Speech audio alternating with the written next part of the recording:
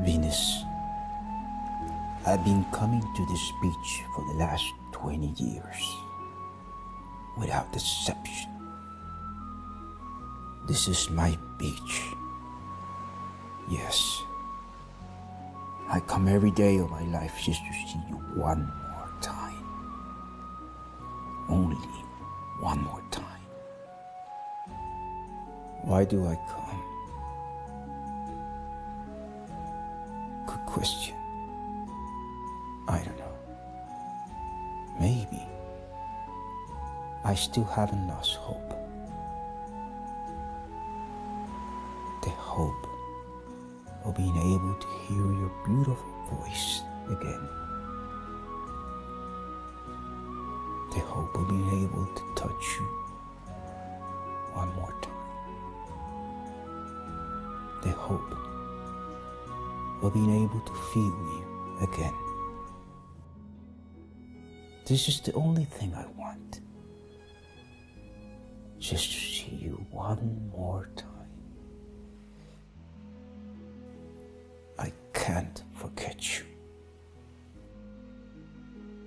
My love. This is why I've been waiting for your call. For your sign. Unfortunately, the only thing I got during all these years has been silence and sadness.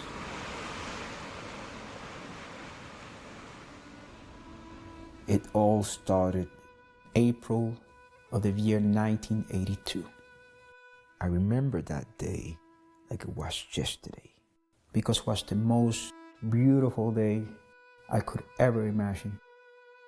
But at the same time, it was the saddest.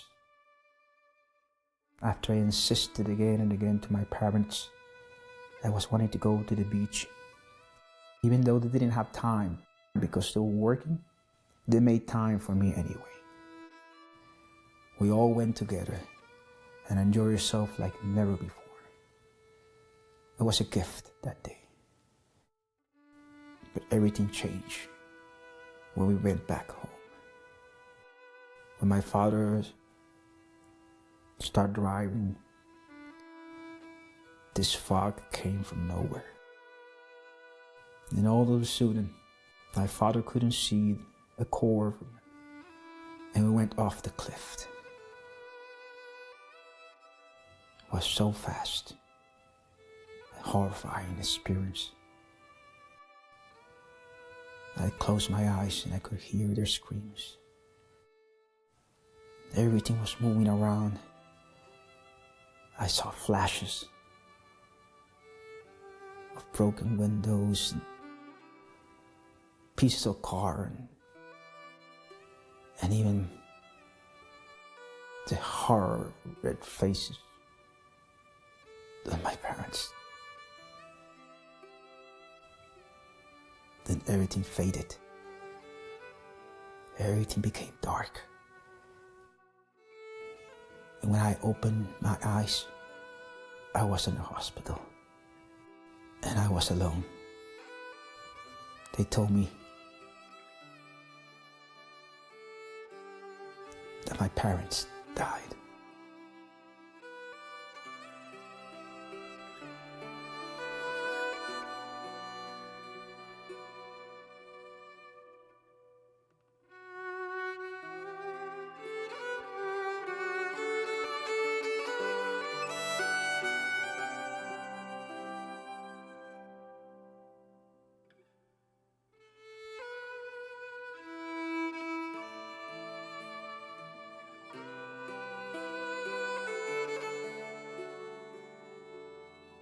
I was staying with my uncles.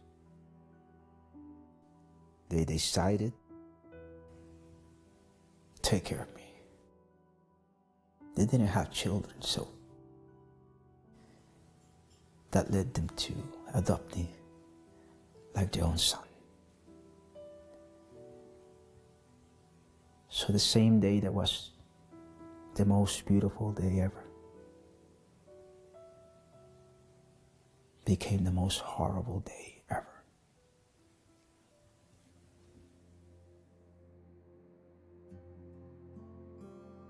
I remember my Aunt Ingrid, that she loved painting. And I did love her paintings as well. She was so passionate about what she was doing. Every single day, she would go to the street and waited for the sunset and for the boats to arrive to the port and make her paintings. I believe that the paintings she was doing, they were beautiful because she was pouring her heart into it. And I could feel that. And the same passion she had for the paintings, my uncle Santiago had for his fishing. He was a fisherman, not the best, but he would go every single morning. He even gave me the chance to join him the weekends. That was around when I was 16 years old. And then, little by little, I started going more and more days until I ended up going every single day fishing with my uncle. He wanted me to be there with him because he couldn't afford help for the fishing. And when he told me that, I felt blessed.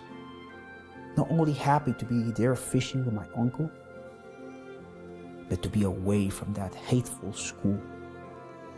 It might look bad, I would not go to school at that age, but for me, it was a blessing. Not going there to that hellish and horrendous school.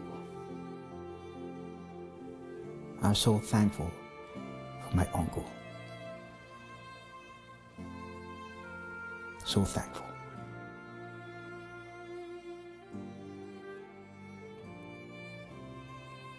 The death of my parents left a mark on me. It hit me so hard, and the pain was so unbearable that I found a way how to escape from it. And that was thanks to all these novelists and storytellers.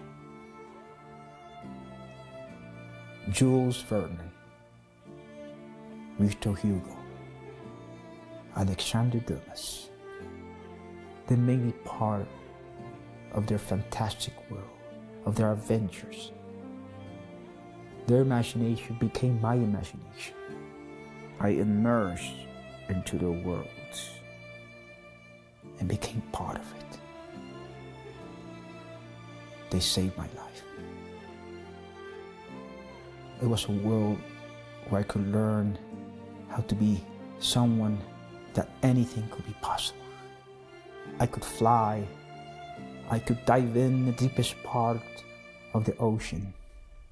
I was an adventurer, a hero, an explorer.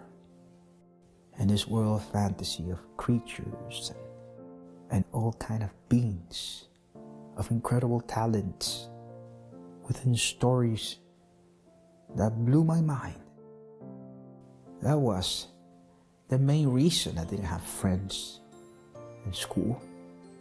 Because even though I was in the classroom, I was just reading and making drawings. And they looked at me like I was a weirdo and bully me, push me around and hit me. I didn't care. I didn't care anymore. Because I knew that as long as I lived in that fantasy world, I could survive.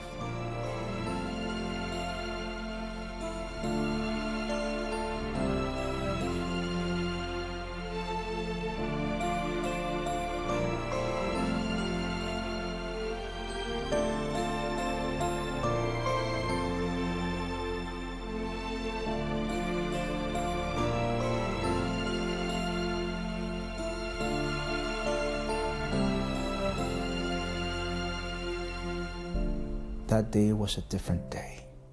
It was a strange morning. I don't know what it was. There was something strange about it.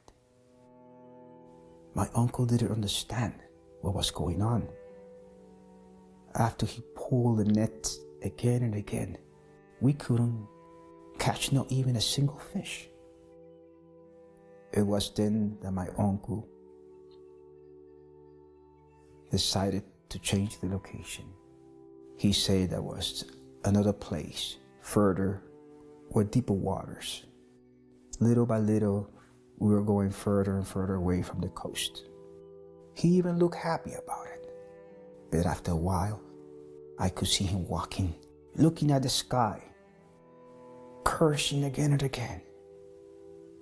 He was cursing everybody. He couldn't understand what was going on.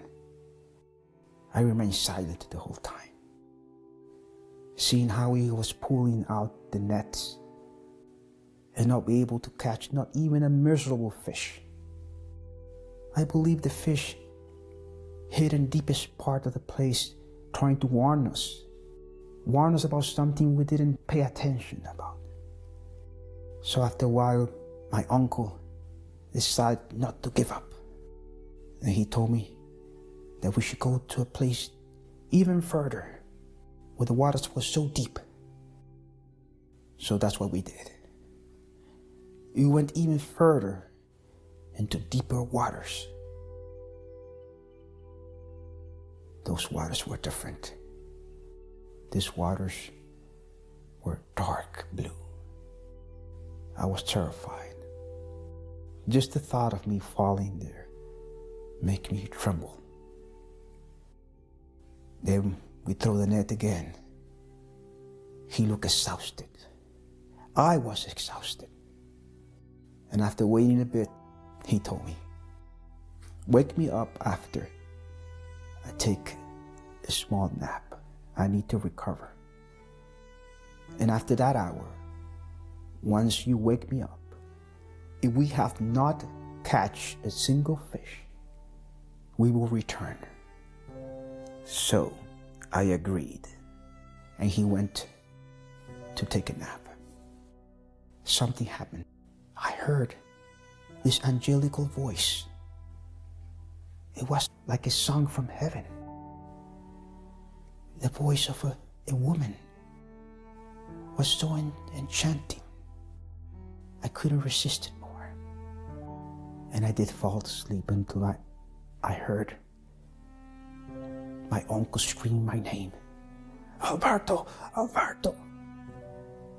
When I opened my eyes, everything changed. There was no more calm waters or blue skies. From a dream of a melodic voice, it became the roar of the angry sea around. The sky that was light blue all of a sudden became dark, covered by black clouds. He tried to turn on the engine of the sailing boat. It was not working. Maybe it didn't have gasoline. I managed barely to reach inside of the cabin. I started looking desperately for the gasoline. I huddled in the corner. I was so afraid I couldn't even move. Just the thought of my uncle struggling outside, it gave me the courage to move. But then another wave hit so hard that broke all the windows. I screamed in terror. I have never experienced something like that. So horrible. The water started floating in until it was reaching my neck. There was no more air there. I still remember that sensation. I was crawling, trying to breathe the last air from the cabin. I was trapped. Until I felt my uncle's arm. He pulled me out of there. He saved my life. when we were over the board, another wave hit so hard that my uncle disappeared. Seconds later, I saw him hanging from the reel. And without a second thought, I sprinted so fast like I never did before.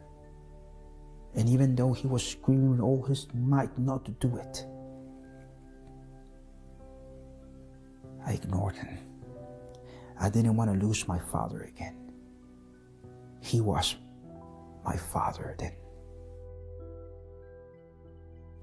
And I run towards him, and with a strength I never had before, I grab his arm and pull him out. We embraced, and I saw how he was smiling because he was safe by my own hands, the same way he saved me. I could see in his eyes fear, the fear of knowing that probably that was our last moment. The storm intensified and intensified. The wind was so strong that we couldn't do nothing. The mast was moving around as crazy. The boat was hit back and forward like it was a ping pong ball. We didn't know what to do. A giant wave hit so hard the boat that almost completely sank, throwing me off board, and I fell in those waters, in those gloomy dark waters. And while I was sinking, I saw how the sailing boat was leaving away, further away from me, with my uncle screaming desperately, calling my name, trying to reach out at me. I could see in his face total desperation, and I descended into those waters. I felt so desperate. I decided to fight, to reach the surface, even though I knew I was already doomed. But then, once again, I heard that voice, that angelical song, that woman that entranced me. When I heard that, I no longer felt fear. I let myself go. I became part of the sea. I closed my eyes and I let her guide me. It was like a calling that embraced me, that pulled me into a new world, a world of mystery. I was going deeper and deeper, sinking into what I thought would be the end. But then, it was the beginning of something new. It was when I met her. For a moment, I only could hear this voice, this song. It was something mystic. Little by little, opened my eyes, and I found myself in this cave. It was unbelievable because I could breathe. I could breathe air. I felt her voice. I turned around looking for her. I didn't know who she was, but I knew that she was there. She was calling for me. It was then I saw her. Finally, I saw her. She was laying on top of a rock. This marvelous and beautiful woman. She was glowing like a magical being. like an angel. And she looked at me. All of a sudden, that beautiful song I heard the whole time was coming from her. And greater my surprise was that I realized that she was a mermaid. Yes, a mermaid. I was shocked. I felt this fear within me. I didn't know what to do. I was trapped. And when she touched me, my fear was gone. And the only thing I felt was this pure love. She held my face with her two beautiful hands. And with the other half of her body, it was like of a fish, a golden bluish fish. She embraced me. I felt protected. In a deeper where I have never felt anyone reach me before. She said her name to me, Venus. And I answered her back that her name was Alberto. Without muttering a single word, we already knew each other. I felt that was my first time ever falling in love, in deep love. And I felt that her love as well was her first time. We approached it so closely that I could feel already her lips touching mine. And it was then, by the first time in my life,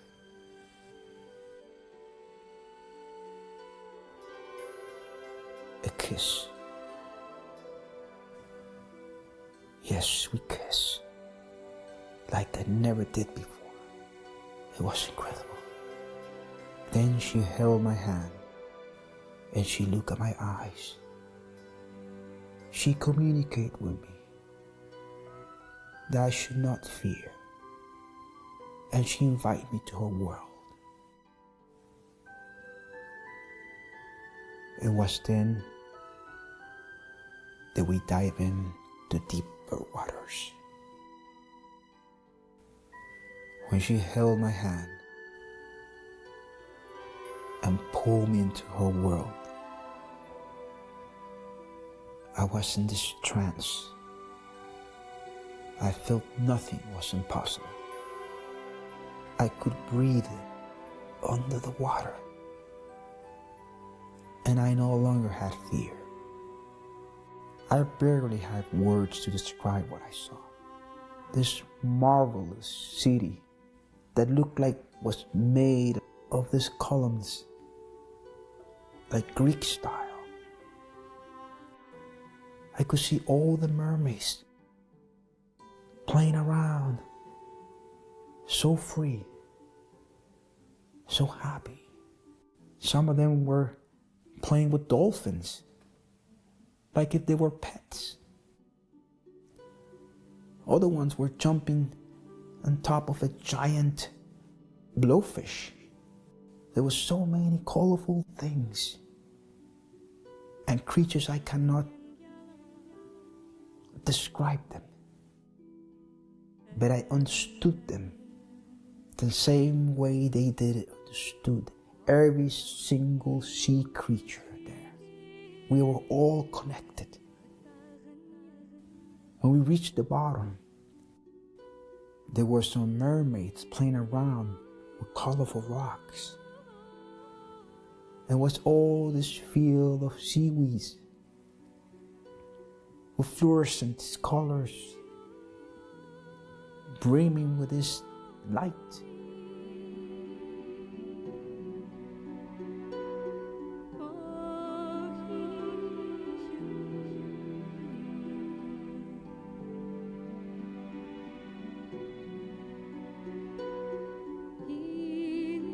I didn't want to leave from there.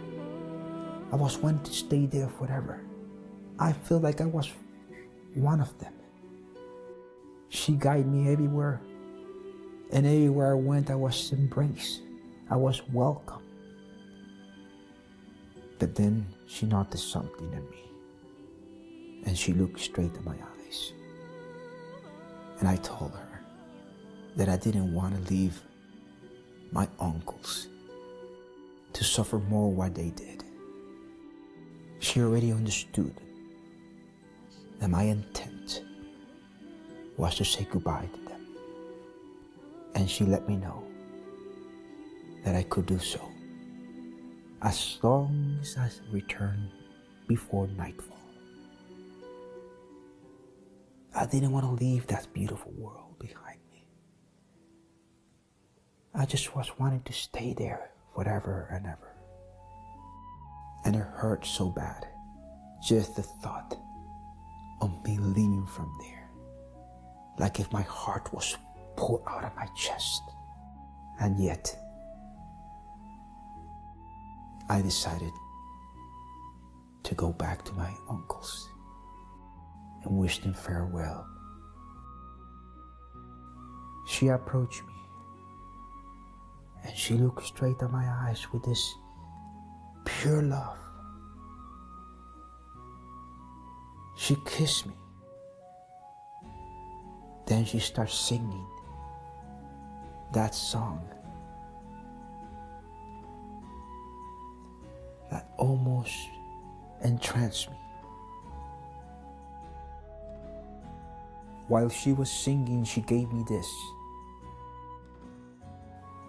item, this beautiful rock.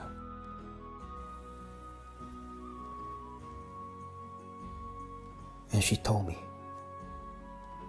that as long as I keep this rock,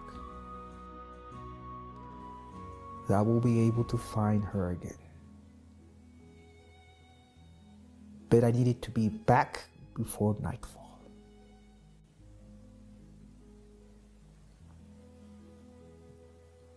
Her song made me sleep. And when I opened my eyes, it was like I woke up from a dream. I was laying down on the beach and I started walking as fast as I could. I needed to reach my uncles. And I walk, maybe for hours, and to finally reach my home. I knocked the door and my aunt opened and she got so shocked. She couldn't believe I was standing there, and she stumbled out the floor. Then she screamed my uncle's name and he came out rushing to be frozen like he was looking at a ghost. After a couple minutes, when they recover from the surprise, they invite me in. It was then while we were sitting at the table, like the happily family we were. They told me that after the storm, they looked for me for weeks. And because they thought I was dead, they did my funeral with an empty coffin. It was then I told them about Venus, the mermaid, that she saved my life, that she took me to her world and we fell in love, and that I was wanting to return to her, but I needed to say goodbye to them. I showed them the necklace Venus gave me and I told them that I needed to leave right there and then to return before nightfall. I noticed they looked at each other and that they didn't believe me at all. So I stood up and I was getting ready to leave. But my aunt told me that I should drink that hot chocolate before I leave because I was cold. So I decided to stay a couple more minutes. After I drank that chocolate, I decided to give them the last hug, but I couldn't stand up. I couldn't feel my legs and I felt dizzy. Instead, I crawled on the floor after I stumbled. I saw how night was coming. I couldn't go out. I couldn't walk. I tried my very best, but I fainted.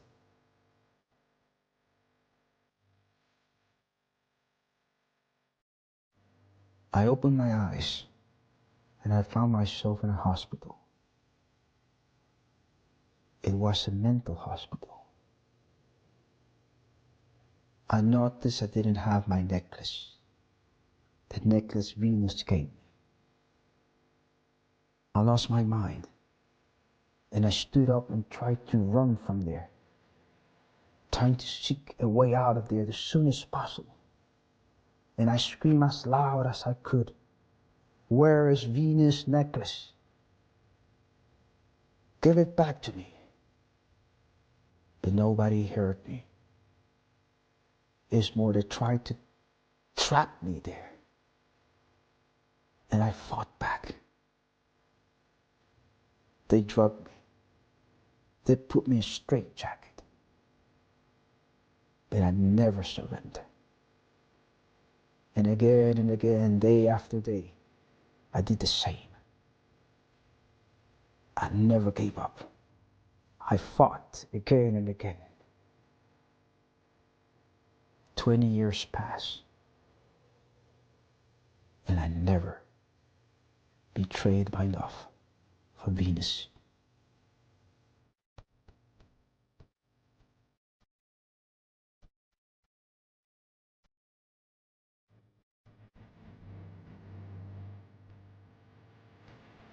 They finally left me, and when I reached my uncle's place, he was no longer there. He passed away. Only my aunt remained. She was terminal. It was then that she held my hand tightly and looked at my eyes and told me, "I saw them. You were right." She opened a drawer and pulled out the Venus necklace I was seeking for 20 years. And she gave it to me and told me, "Go back to her. Venus is waiting for you."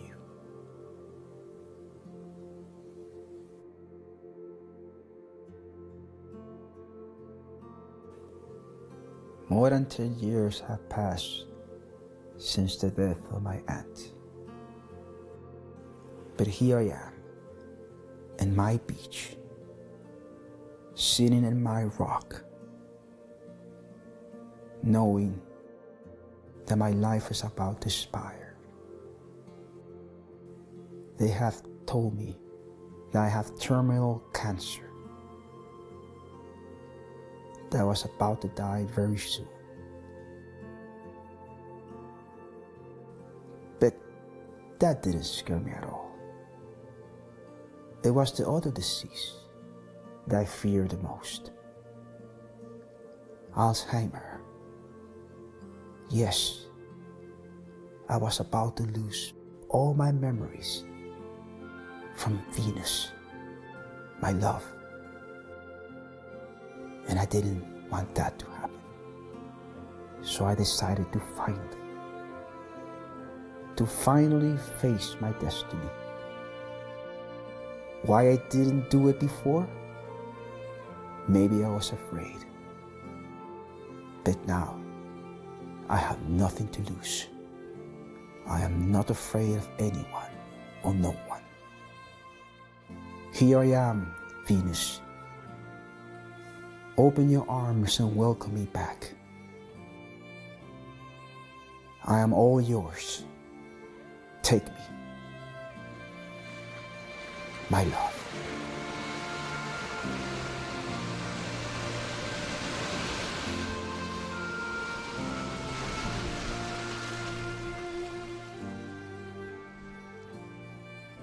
Your name has not been erased.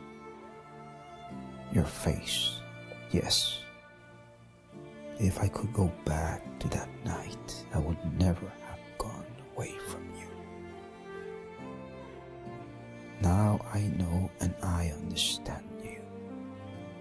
I have waited all my life to be able to be with you again, to feel you again. And now that I am old and sick, I can't wait anymore. That is why I throw myself into your arms, into your kingdom, waiting to be received once more. Just once more. I love you, Venus.